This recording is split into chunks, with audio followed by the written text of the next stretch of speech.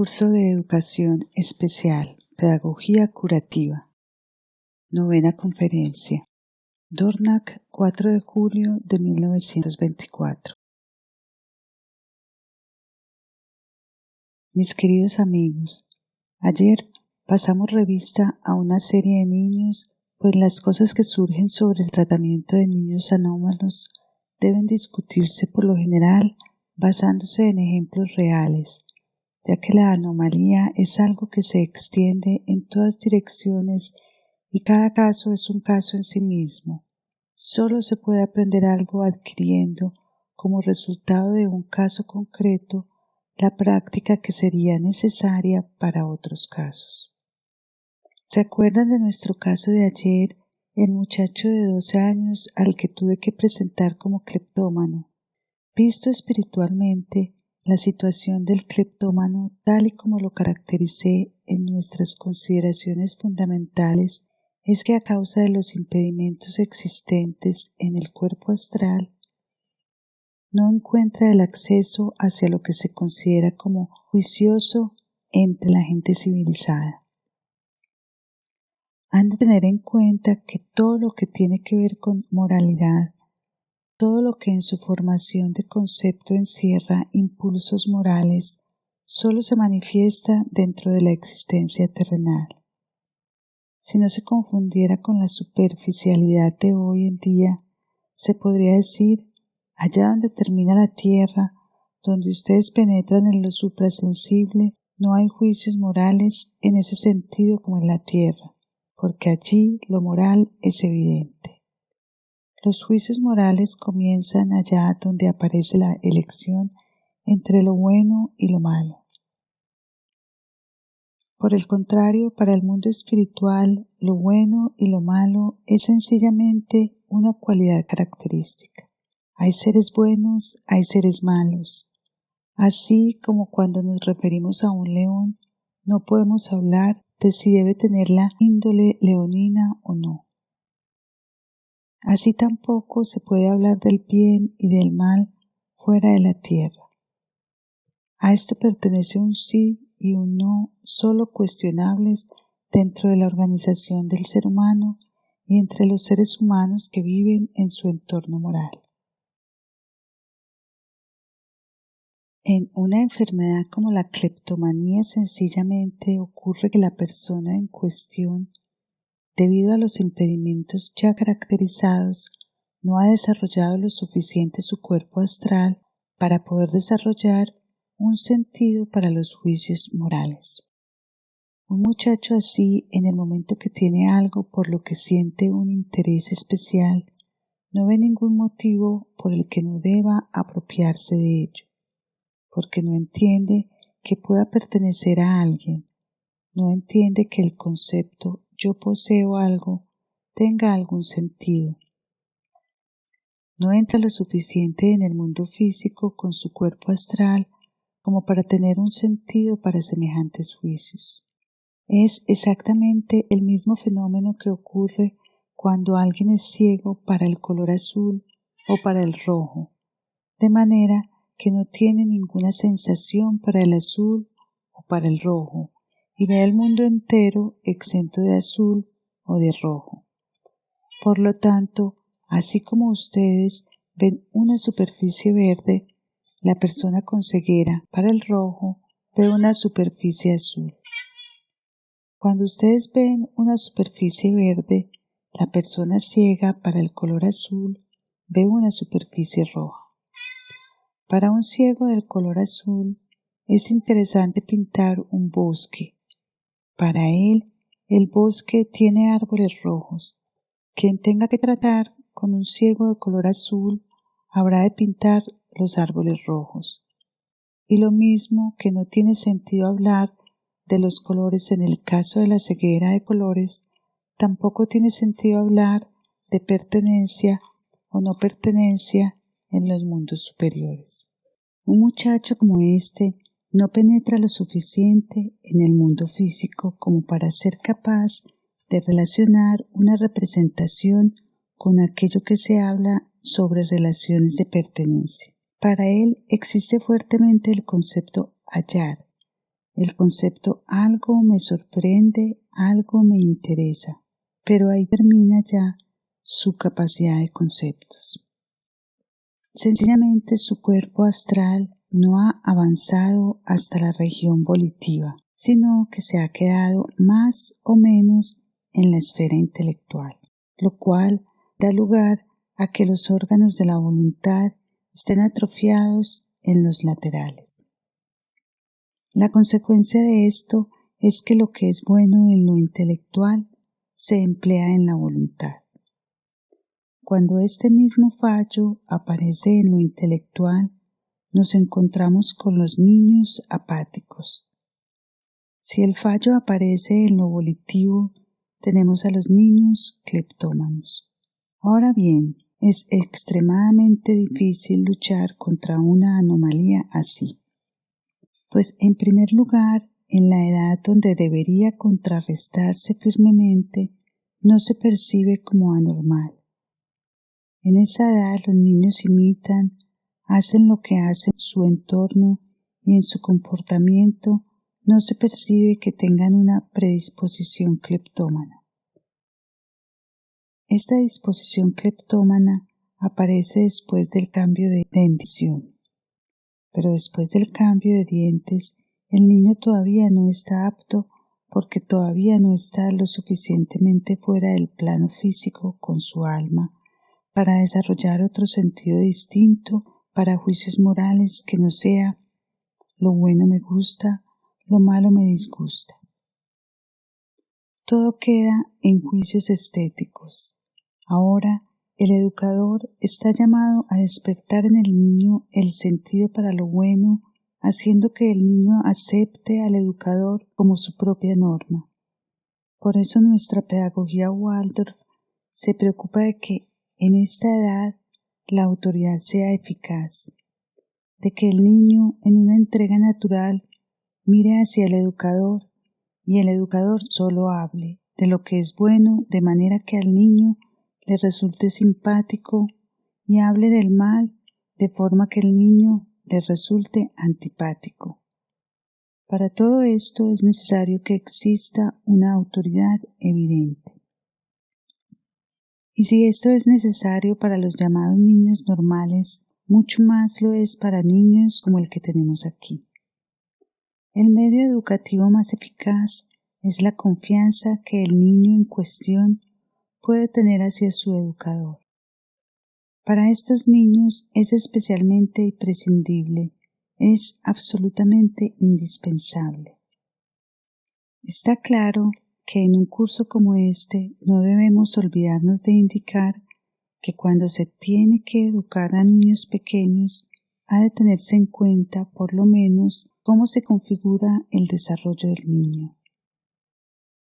Si notamos que el niño desde temprana edad desarrolla una particular vivacidad y alegría en lo que aprende, es decir, que lo aprende como cuando se aprende algo antes del cambio de dentición o como cuando se aprende a hablar, si notamos que el niño muestra lujuria por aquello de lo que se apropia, hemos de suponer que algo puede ir mal.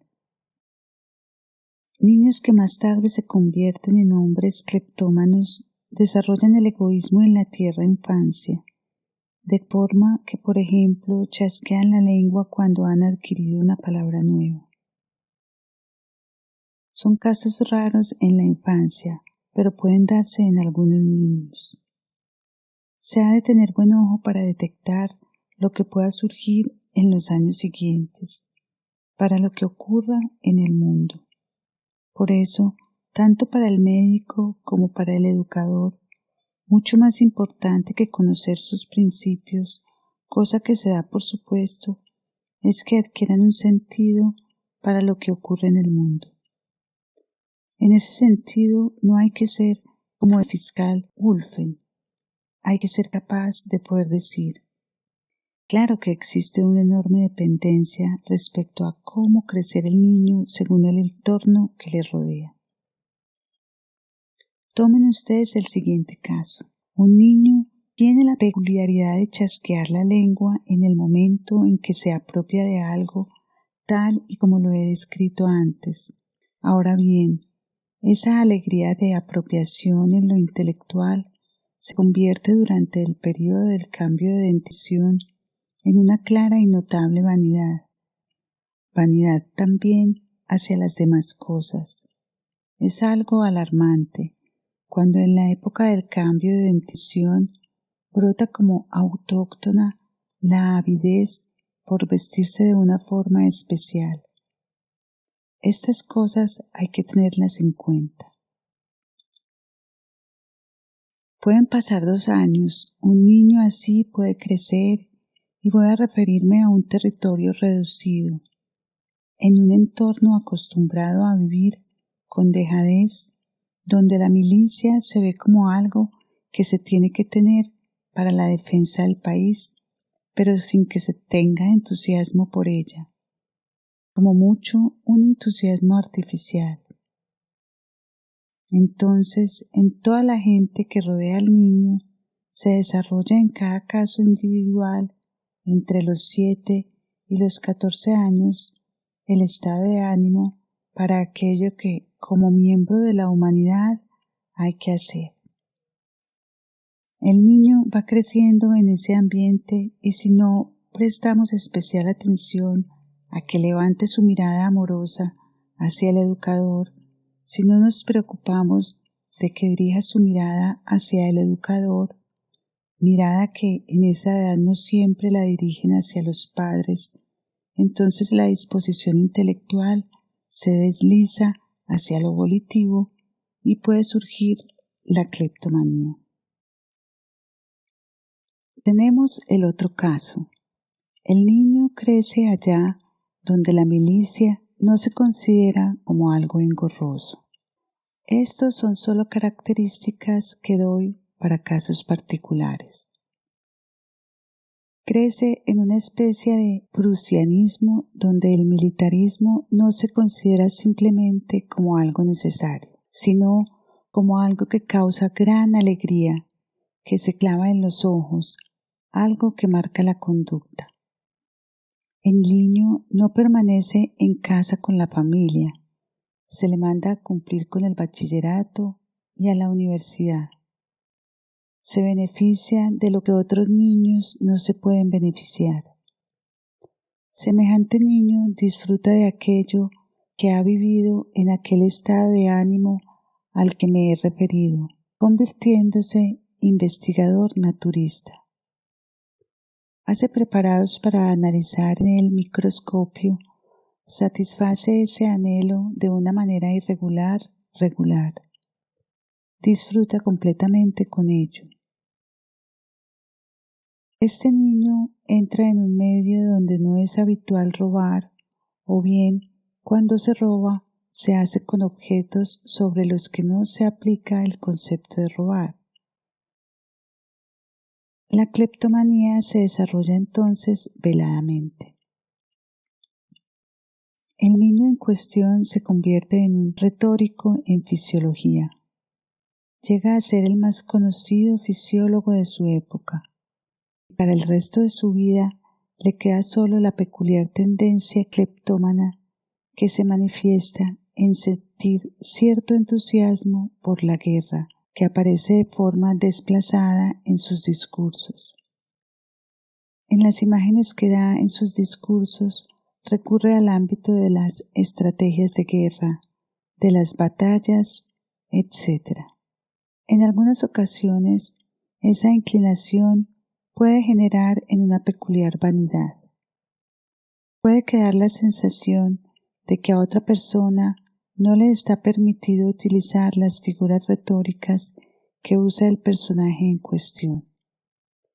Entonces se encuentra a un intencionado estudiante que en el examen ha utilizado las mismas imágenes, le suspende. Si además chasquea la lengua, entonces la cosa se vuelve particularmente grave.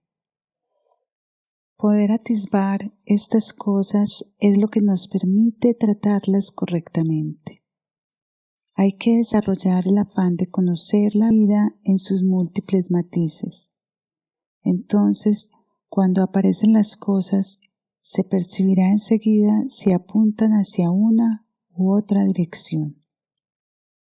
Ya les dije que un buen remedio en el ámbito psicológico es ser creativo y contarle al muchacho una historia inventada donde su peculiaridad juegue un papel, donde se le narre que hay hombres que hacen cosas así, pero cavan su propia fosa y caen en ella. Desarrollar este dramático comienzo con entusiasmo inferior es algo que puede conducirnos hacia nuestra meta si no desfallecemos. Aparte de esto, el muchacho necesita tratamiento terapéutico, inyecciones de hipófisis cerebral y miel porque, como ustedes han visto, los lóbulos temporales están atrofiados y por eso hemos de cuidar que esta deformación pueda ser neutralizada con fuerzas de crecimiento opuestas. Se puede lograr un efecto particularmente favorable si aplicamos euritmia curativa de una forma enérgica y rigurosa, haciendo con las piernas todo lo que es vocálico, expulsando de la voluntad lo intelectual e introduciendo en la voluntad el esfuerzo implícito en las vocales.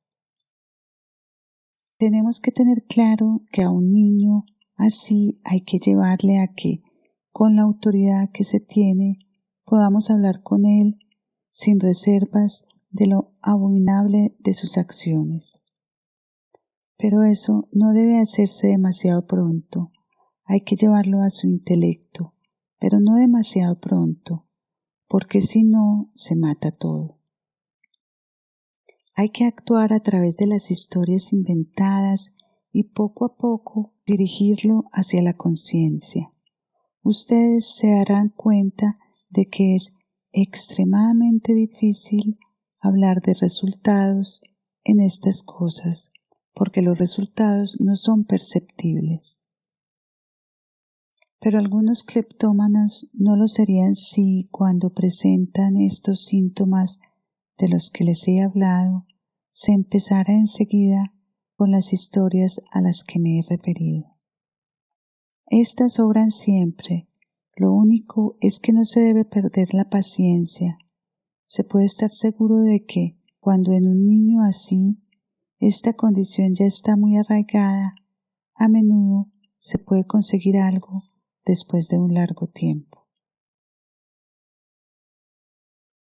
Ocupémonos ahora del otro niño difícil del que hablamos ayer, el hidrocéfalo que todavía no había cumplido 1 año de edad. En principio, el tratamiento fue realmente difícil, porque ¿de qué se trata en este caso? Ante todo, existe una extremada irritabilidad y excitabilidad del sistema neurosensorial. Por eso es posible el increíble agrandamiento de la cabeza. Cada irritabilidad especial del sistema neurosensorial se expresa en un agrandamiento de la cabeza. Solo que en estos casos hay que fijarse en la relación numérica y no en cifras absolutas. Si se tiene una estatura pequeña, se puede tener una cabeza como la de una persona alta, pero en esa relación se trataría de una cabeza grande. Esto es algo a tener en cuenta cuando no se trata de casos anómalos. Pero nuestro muchacho también es anómalo.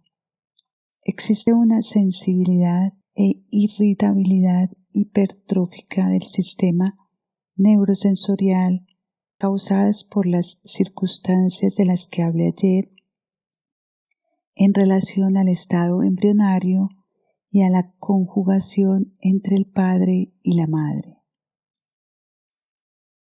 ¿Qué hacer con este niño si queremos acercarlo en la medida de lo posible a la normalidad?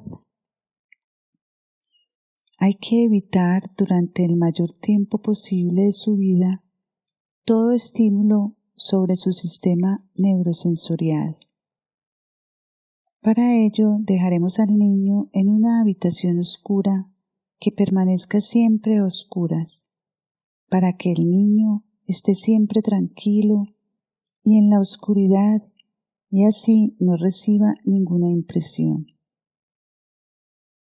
En principio, incluso yo mismo sobreestimé algo la posibilidad de obrar por este medio porque él todavía no es sensible a la luz. Su receptividad hacia la luz es muy débil y por eso la actitud anterior con la luz tiene menos importancia de lo que se suponía. Pero lo que sigue teniendo validez es que en principio, cuando tengamos un niño semejante a este, hay que pensar en dejarle vivir en tranquilidad y oscuridad. Evitar en la medida de lo posible las impresiones en su entorno, porque entonces se le provocará interiormente el impulso de agitación, el impulso de la voluntad y actuará contrarrestando al sistema neurosensorial. Esta es una primera regla general en la que se debe pensar. Otra es que se intente actuar sobre el sistema neurosensorial con sustancias adecuadas. En el caso de este niño se le administró GNEIS en aplicación interna, sobre todo para no provocarle efectos de shock que pudieran producirse de la aplicación directa del cuarzo y así dispersar su efecto inmediato.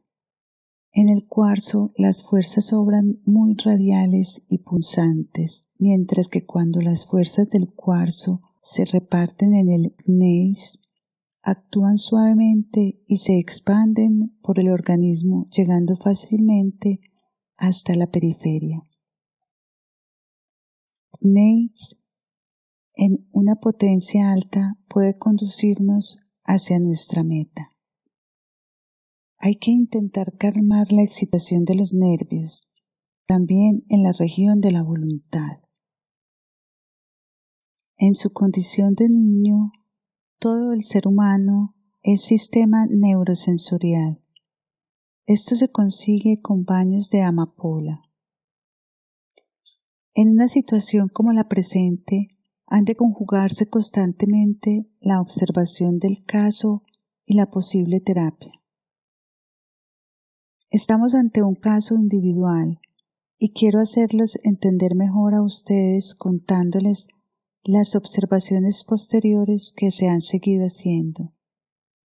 En primer lugar, observamos que durante la cura con inyecciones bajo la temperatura, luego constatamos brevemente que el perímetro de la cabeza creció y que el niño duerme durante el día y llora por la noche. Esto cambió al someterle a los baños de amapola por la noche. Las deposiciones son duras. Aquí hay una diferencia si los baños de amapola se le dan por la mañana o por la noche. Por la noche, el cuerpo astral tiene una relación completamente distinta con el cuerpo físico que por la mañana. Se trata de poner en orden lo que desde el sistema digestivo actúa en el cerebro. Ustedes pueden imaginarse que la leche materna no necesariamente actúa igual en este niño que en otro normal. La leche materna está constituida para que desde el sistema digestivo y en condiciones normales se traslade hasta el sistema neurosensorial. De ahí que a principios de marzo se le suprimiera. Al niño se le alimentó de otra forma. Se le dieron jugos de néctares. El contenido del néctar que se encuentra en las flores de ciertas plantas, con ello se refuerza especialmente el yo en la región volitiva, dándole al niño estas sustancias que se desarrollan de manera dinámico-parasitarias en la región floral. Se apela a su individualidad interna para hacerla aflorar y activarla. Esto dio resultado en cierto sentido, solo que en estos casos hay que estar bien atento a la oportunidad adecuada. Pueden darse contratiempos por todas partes que malinterpretará aquel que juzgue la situación con criterio de aficionado. Se sigue anotando. Desde hace unos días el niño recibe néctar. La defecación se vuelve más blanda. Luego llega a ser diarrea.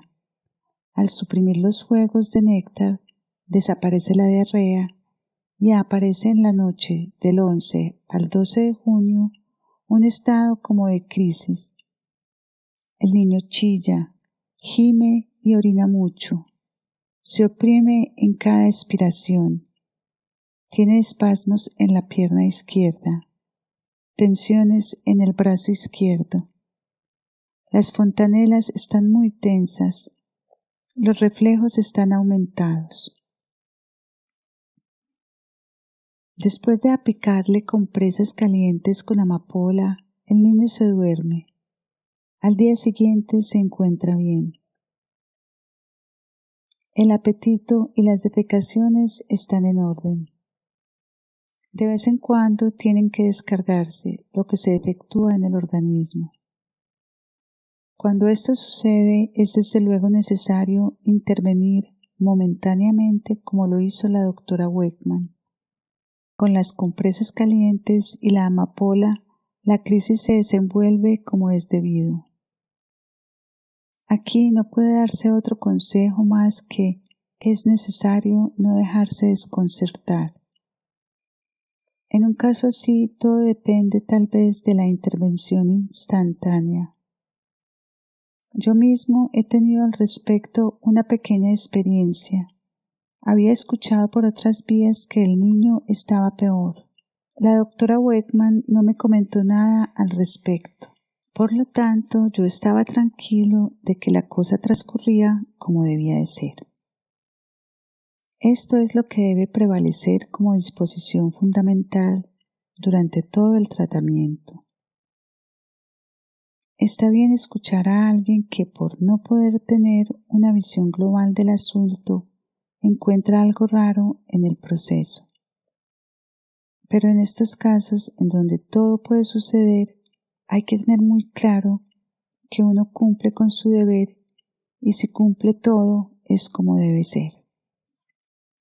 Hay que estar siempre pendiente de las crisis, pero hay que saber también que en casos como este no pueden dejar de presentarse.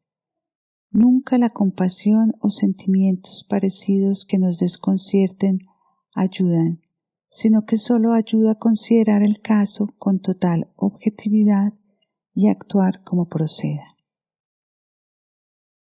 Prosigamos ahora con el tratamiento. Ya saben ustedes, pues lo hemos visto, que a tan tierna edad no se puede hacer mucho mediante un tratamiento psicológico pedagógico. Psicológicamente todavía es posible descanso y oscuridad, pero ahora se trata de sustituir la preponderante tendencia del organismo hacia lo acuoso y lo líquido por el principio de desintegración. El agua no se desintegra sino que se extiende como fluido.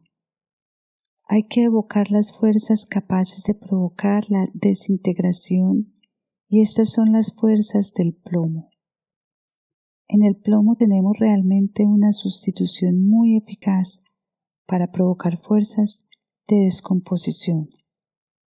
Para ello, cuando se vea en lugar de las fuerzas de destrucción catabólicas, proliferan las fuerzas constructivas anabólicas, pues el fenómeno básico cuando se tiene ante uno a semejante embrión gigantesco es que las proliferantes fuerzas anabólicas predominan sobre las catabólicas. Hay que aplicar una cura de plomo, pues el plomo inyectado puede tener efectos extraordinariamente buenos. Al discutir sobre los efectos de plomo, cosa que ocurre desde hace siglos, tienen que tener en cuenta lo siguiente. Los que entienden han llamado la atención sobre los efectos médicos del plomo desde hace siglos. Únicamente que la sabiduría sobre el benéfico efecto del plomo se ha ido desvaneciendo cada vez más. Hoy en día sale a la luz, por otra parte, de una forma muy rara. Piensen solamente dónde radican las fuerzas de desintegración más potentes de toda la Tierra. Allí donde aparece el radio. Allí están las fuerzas desintegradoras más potentes. A partir del radio, a través de un producto de transformación intermedio, se obtiene el helio y puede seguir transformándose más bajo ciertas condiciones. Aquí tienen ustedes las relaciones internas. Allá afuera, en el cosmos, las más poderosas fuerzas de escisión del plomo y preparan aquella sustancia en la que están concentradas. Es decir, que cuando ustedes introducen plomo en el organismo, están introduciendo directamente la desintegración del universo. Piensen en ello y ahora introduzcanlo en la circulación de la sangre mediante una inyección. En la circulación de la sangre tienen una copia directa de toda la estructura del universo. Los 25.920 años que tarda el Sol en darle la vuelta a la Tierra, los tenemos dentro de nosotros en la circulación, en el pulso. Introducimos directamente fuerzas destructivas, catabólicas, en el organismo. Es conocido que el cosmos necesita su tiempo para obrar, pero cuando se mira en el interior de las cosas, se ve con claridad que estas cosas pueden ayudar. En el caso de este niño, se trata de aplicar dicho tratamiento. También le hemos aplicado un ungüento de hipófisis en las piernas para aprovechar las fuerzas formadoras, o sea, las fuerzas que actúan contrarrestando la deformación de la secreción de la hipófisis. Y de esta manera se configura la curación. Desde luego, se trata de evocar los estímulos para que los medicamentos actúen. Quisiera decir que podemos estar contentos de haber superado una primera crisis en el niño que se produjo entre el 11º y 12º mes de vida, en donde el niño mostró los síntomas ya indicados. Seguramente el niño atravesará a menudo por crisis similares y lo que hay que procurar entonces es curarlo en sentido positivo, porque desde luego un tratamiento también puede darse en sentido negativo. Todo esto implica que no se cura para la muerte, sino para la vida. Precisamente cuando se trata de un órgano, las cosas en lo terapéutico son muy delicadas. Aún quiero advertirles que en un niño como este no se logra nada con una punción y deshidratación, porque el proceso vuelve a ponerse en marcha por sí mismo y se agranda. Claro que mientras no tengamos resultados en la reducción del perímetro de la cabeza, no podemos hablar con censura de otros tratamientos diversos. Este caso va a ser muy interesante y he de confesar que para mí es de un interés extraordinario, pues cada vez que pienso en el niño o lo veo, me viene a la cabeza el pensar cómo sería cuando tuviera 30 años y hubiera crecido. Podría suceder. Sería 6 veces más grande, la cabeza quizás 3 veces y medio su tamaño actual, y el resto del cuerpo 6 veces más grande que ahora. y me viene a la memoria un hombre que conocí cuando yo tenía 6 años. Teníamos relación con él porque siempre venía a ver los trenes. Andaba con muletas porque el cuerpo no podía cargar con la cabeza. La musculatura de las extremidades estaba atrofiada. Tenía una cabeza gigantesca. Se había quedado en un embrión de 30 años. Me producía una extraordinaria impresión porque era increíblemente inteligente. Me encantaba conversar con él. Como es natural, una deformación de estas características causa una fuerte impresión emotiva en uno mismo cuando se es tan joven. Pero por otra parte, era increíblemente inteligente. Se podía aprender mucho de él. Y todos sus juicios eran de una gran mansedumbre. Esa suavidad se derramaba igual que su cabeza. Cuando pronunciaba sus frases, que no eran demasiado largas, sino que tenían una duración normal como tales, se sentía casi algo así como si las hablara teniendo almíbar en los labios, como si los labios se rozaran entre sí con el almíbar. Había algo muy peculiar en ese hombre y era realmente ingenioso. Se le atribuían muchos inventos hechos en pequeños ratos. Era una personalidad muy interesante. Ya no sentía tan fuertemente su anomalía porque se había acostumbrado a ella. No hemos de olvidar que vivíamos en un pueblo. En los pueblos vive gente así que son vistas con una cierta comprensión. No he encontrado nunca un pueblo donde no haya algún niño que no se haya criado de esta manera, que no se haya convertido en el hijo del pueblo entero. Si se nos encomienda un niño como este cuando ya tiene más edad, hemos de seguir los procedimientos que en parte ya les describí y que tuve que aplicar al muchacho hidrocefalo de 11 años que estuvo a mi cargo y que sanó completamente. Pasemos al siguiente niño. La niña, que era algo revoltosa, nació con un peso de 2 kilogramos. Se le dio de mamar durante 7 meses. Con 1 año aprendió a caminar y también aprendió a hablar a una edad apropiada. Con 1 año y medio ya no mojaba la cama por la noche, pero así lo hacía durante el día.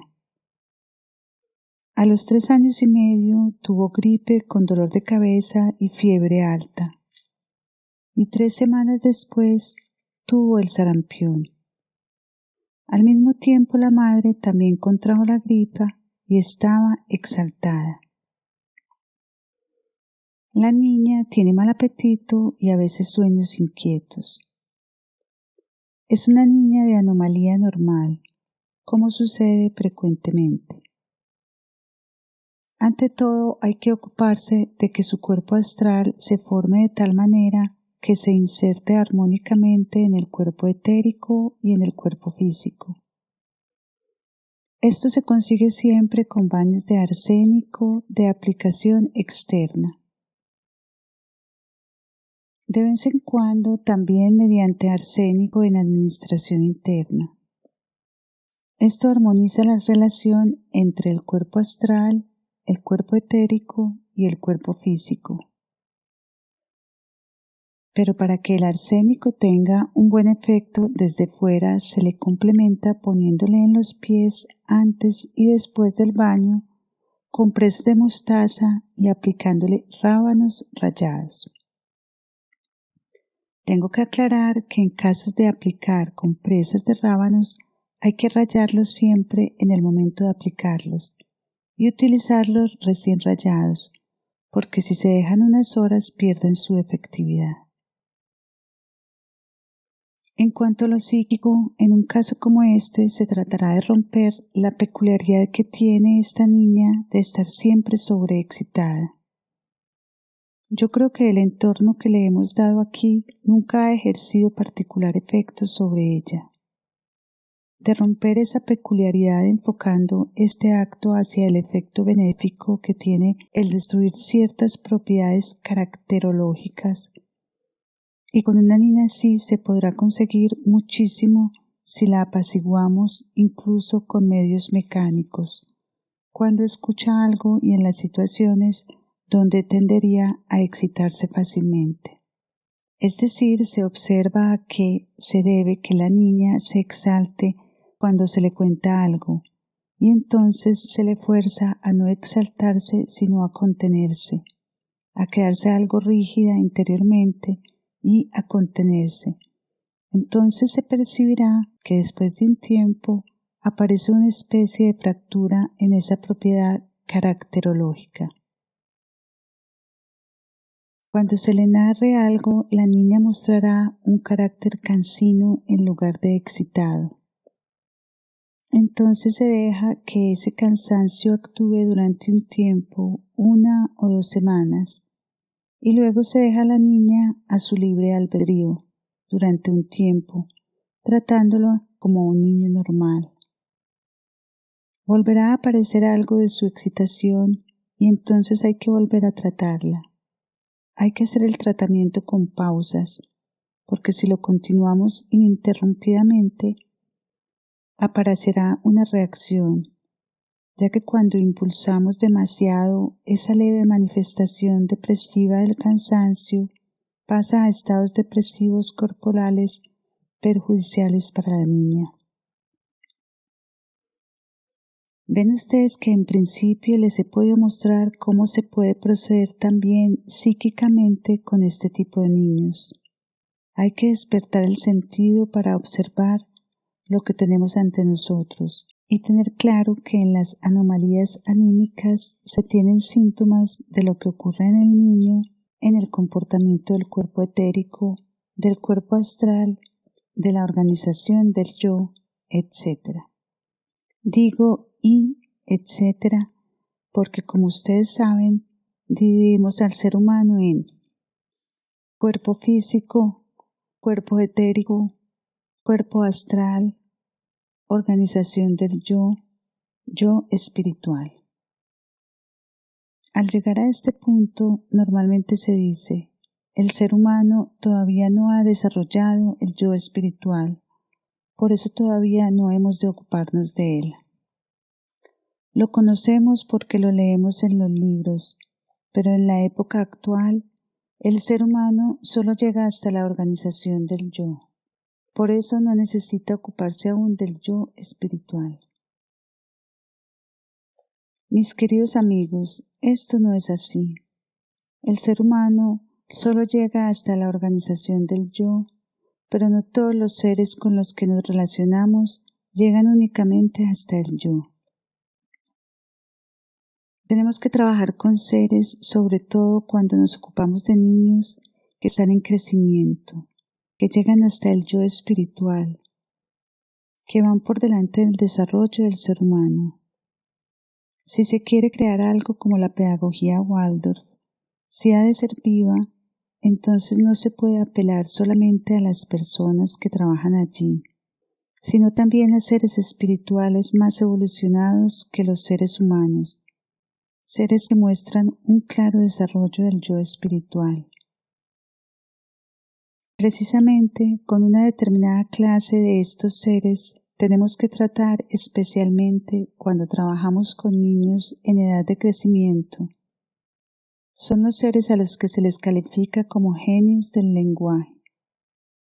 Si se dejara en manos del ser humano la tarea de transmitir la lengua a la próxima generación, todos los hombres quedarían atrofiados.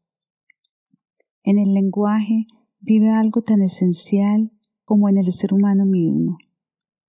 En el lenguaje viven seres que en su vida cotidiana han perfilado tanto el yo espiritual, como lo ha hecho el ser humano con la organización del yo. Estos seres nos inspiran, viven en nosotros gracias al habla. Acuérdense de cómo en la euritmia hemos de elaborar un habla artístico que logre un lenguaje visible. No abarcamos el lenguaje en absoluto. Una pequeña muestra de cómo obra el genio del lenguaje lo elaboramos en la euritmia cuando surge el lenguaje visible. Recuerden cómo en la euritmia curativa apelamos a lo que estos seres pueden conseguir en el yo espiritual del hombre en cuanto al impulso intuitivo de su voluntad. Así pues, en el momento en que hablamos principalmente de educación, tenemos que ver con una invocación a los espíritus que han desarrollado el yo espiritual. Y en todo lo que explicamos sobre el lenguaje, describimos el yo espiritual. Por eso es bueno que aquellos que quieren educar a un niño anómalo mediten sobre lo que se dice en los libros referentes al yo espiritual. Es un buen material de meditación. Es una oración para aquellos seres espirituales que son de la misma naturaleza que el genio del lenguaje. Esos seres espirituales están aquí. Cuando entramos en la escuela y hacemos gestos que son expresiones educadas de lo que vivimos anímicamente, estas actúan enormemente en el niño, pero también atestiguan que se está en unión con los seres espirituales que llevan en sí el yo espiritual. Verdaderamente no es necesario provocar ningún tipo de agitación externa. Desde luego que no. Estas cosas han de obrar objetivamente, igual que se acogen las crisis en el niño pequeño. Pero cuando pueblos enteros se acostumbran a llevar las manos metidas en los bolsillos de los pantalones, con lo cual no gesticulan, significa justamente que se quieren que los dioses nos abandonen. Los dioses más cercanos al hombre espíritu no se quiere saber nada de aquellos seres que han configurado el yo espiritual, igual que el ser humano lo ha hecho con la organización del yo. Y entonces el lenguaje empieza a descuidarse. Es el gran peligro de la cultura occidental, que el habla no llegue a ser lo que debe ser, sino que se descuide. En el niño en desarrollo, ante todo hay que mirar, especialmente en los niños anómalos, que hablen limpio y claro. Nunca hay que dejarles que tengan una negligencia en el hablar. Esto se puede considerar como una regla general para todos los niños anómalos. El cuidar siempre que el hablar sea claro, nítido y configurado. Tiene una buena repercusión. Incluso cuando el niño aún no habla es bueno, a no ser que se le haya dado la recomendación específica de que tenga que estar en silencio, que a su alrededor se hable con un lenguaje bien configurado. A los niños anómalos que tengamos a nuestro cargo para su educación entre los 7 y 14 años, no hay que evitarles un buen lenguaje y recitación en abundancia. La necesidad de dirigirnos una y otra vez hacia los niños anómalos con una buena articulación lingüística nace de la naturaleza interna de la anomalía.